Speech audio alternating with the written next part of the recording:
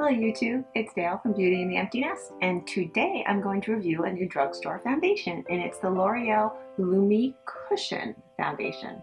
So if you want to see what I think about it, go ahead and keep watching.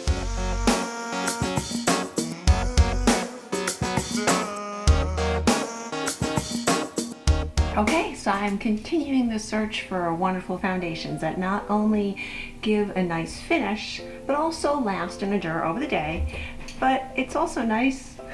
I guess Bailey is looking as well too. Are you looking for a new foundation? Oh, okay. Yes. Say hi to everyone. Okay.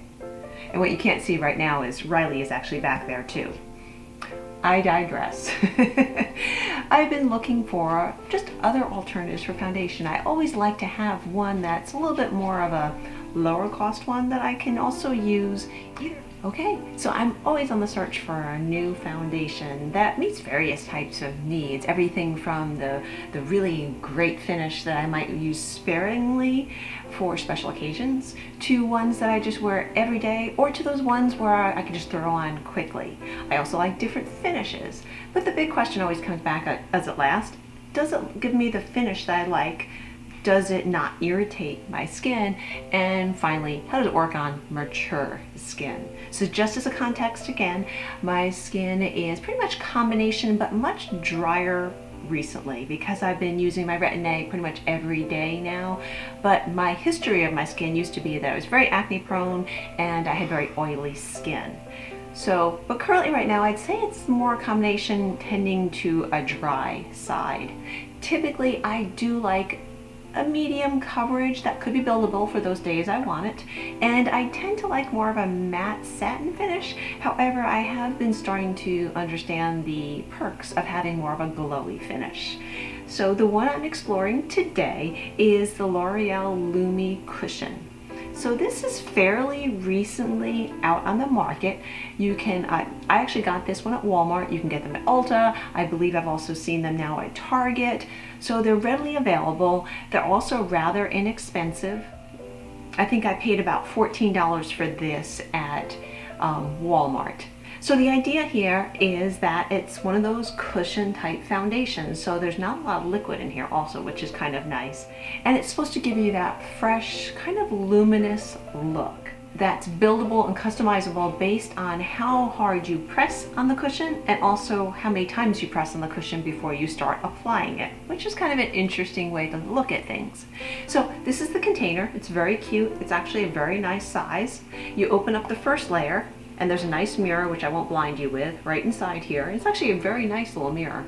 It comes with a little sponge cushion, which I tried to kind of look at a little bit now. And then you open up, and it's sealed quite well, so you'll hear a little pop. You open this up, and inside now is the cushion.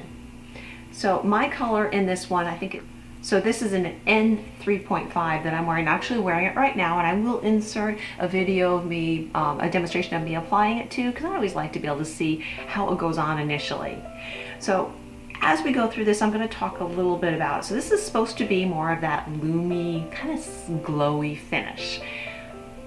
I still have difficulty with that. I understand the benefits of it. I still do have a little difficulty with that because I still think of glow as oil on my skin. But I realize it's actually kind of beneficial, especially as we get a little bit older, that you don't get that dry, kind of flaky, kind of just dull looking skin. So I'm starting to embrace it a little bit and starting to work with it. Now I have had this for about 2 weeks now, and I've been using it in various different capacities, trying different things to see what it plays well with and what it doesn't play well with. So first of all, let's just step back looking at the container. I really like this container, and I've only had it a few weeks, as I said, but I've had no trouble with it. It seals very well, so I've had no trouble with it drying out at all. Even this inner container seals very well. As I said, this I'm just gonna toss because I really will never use that kind of sponge applicator. So I have gone through various ways of applying this. What I have found works best for me is a beauty blender. So in the demonstration, you'll see me using a beauty blender. I've tried with my fingers. I just don't like using my fingers because then they're dirty when you're done with it and you have to get up and walk over the sink to wash them. And I just don't always feel like it applies as nicely. I also have tried this with a brush. I've used the Real Techniques buffing brush. I've also used my Sigma or my Morphe M354 brush. They all work well, but the finish I have liked the best has been with the Beauty Blender. Now, it does provide a little more of a luminous finish, but you can play with that. So for example, today I have more of a pore reducing primer underneath it, and then I did a nice powdering. I used my Lorac Perfection powder over top, and that kind of toned it down a little bit. Now in the lights right now, I'm probably looking a little more glowy than I actually am in person, just because of all what the lights do to you when you're filming like this. But I would rather that you see me and not be too dark, and see me as a little more glowy than it actually is. But it definitely does, if you don't powder it, it definitely is a very luminous, very dewy, almost a step up of a dewy finish, at least on my skin. That was just too much. I couldn't handle that. So I do a light powdering as well, and I feel like it leaves a little bit of a tacky feeling if you don't put some type of powder over top, which I never really like. So the application of it, I found like it really goes on very nicely, especially as I said with the Beauty Blender. And what I found is they talk about if you use 1 finger lighter coverage, 2 finger a little bit deeper coverage, and then 3 is supposed to be full coverage over there. I didn't use fingers, but I can tell the difference when I use my Beauty Blender, and I was really just kind of tapping it in there and then applying it as I would with any other kind of a liquid makeup. What's kind of cool though is I mean, when you look at it, it's a cushion, you know, as we've seen with the other cushion makeups. So it's not like floating around there. Now, some people also like to put their liquid foundation on their hand to warm it up before applying it. Of course, you can't do that in this kind of a container for the makeup. However, I didn't see any downfalls in not being able to warm it up on the back of my hand at first. So the coverage I felt was really nice, and you really can customize and build the coverage to really what you would like it to be. So I felt like I didn't have to wait very long before applying like a second layer in the areas where I needed it, which I found in sometimes for other foundations, you know, especially the very moist ones, that if you apply a second or you build a second layer too soon, that it starts taking off the previous layer you've put on. So I felt like I could customize and build this very quickly. So I felt like the application was very nice. It really blended very nicely. It played very, very well with my Beauty Blender. I've played around with different primers with it. I have used it without primer as well too, but I'm going to explain a little bit more about why I then kept going back to using primers with it. So application, really nice. I felt like the finish was very nice, and as I said before, you can play. You don't have to put as much powder on, or you could use a more glowy powder if you wanted to set it with that. I did choose to use one that was a little bit more matte, for the reasons I've explained. I then did do a setting spray as well too, just that way to kind of cut down some of the powder. I felt like the coverage for it really did a very, very nice job. So my next test is, how does it last and endure across the day? First thing I always look for, did it change color on me? And in this case, I did not find that the color changed at all from my initial application once it kind of sets. So that is a real plus for it, because I hate when they oxidize over time and it just turns into the different shade than when you started with it. The next thing I always looked at, how did it work with the more mature skin, with pores or with setting in lines? And I feel like it did a beautiful job of that. It really didn't set any more than any other foundation into my line areas. It didn't seem to emphasize pores. So it really did a nice job kind of just going over and covering on there. So another check mark there for it. I already talked about the price difference there. You know, it's still a little bit pricier for a drugstore foundation, but when we're talking about $15, $16, $17 as compared to $45, there is still quite a big difference. Packaging we've already talked about, really passed the test, and I feel very secure that I could go back to this in 2 or 3 months and it will not dry up. So all pluses all along there. Finally, how does it last? Unfortunately, that's where it fell apart a little bit for me. I found that I applied this about 2 hours ago now, so it's still doing pretty well. However, I'm starting to already see it break up in some places.